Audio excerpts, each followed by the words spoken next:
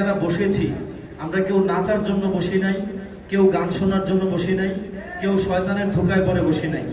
আমরা এখানে বসে যদি নবীর প্রেমের পাগল হতে না পারি, এখানে বসে যদি আল্লাহর প্রেম সুধা পান করতে না পারি, তাহলে এই মসজিদের উপরে বসাটা আমাদের জন্য বৃথা হয়ে যাবে।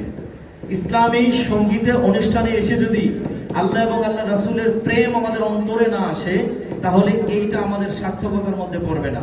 এজন্য আমরা সবাই মদিনার প্রেমে পাগল হতে চাই। রাজি আছেন তো ইনশাআল্লাহ? যারা আছো ছোট বাচ্চারা, তোমরা সবাই রাজি আছো? মদিনার প্রেমে পাগল হতে রাজি আছো?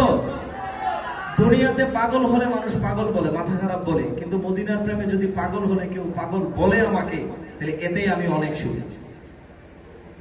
মদিনার প্রেমে পাগল হলে যদি আমাকে লোকে পাগল বলে, এতেই আমি কি অনেক সুখী। কারণ আল্লাহ রাসূল বলেছেন যে আল্লাহ রাসূলকে যদি পৃথিবীর সব কিছুর চেয়েও কেউ সবচেয়ে বেশি ভালো না বাসতে পারে, সে মুমিন হতে না। মিথ্যা কথা বললাম?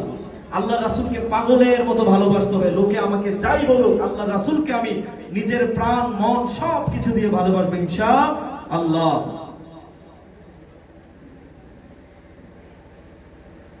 লোকে আমায় পাগল বলে,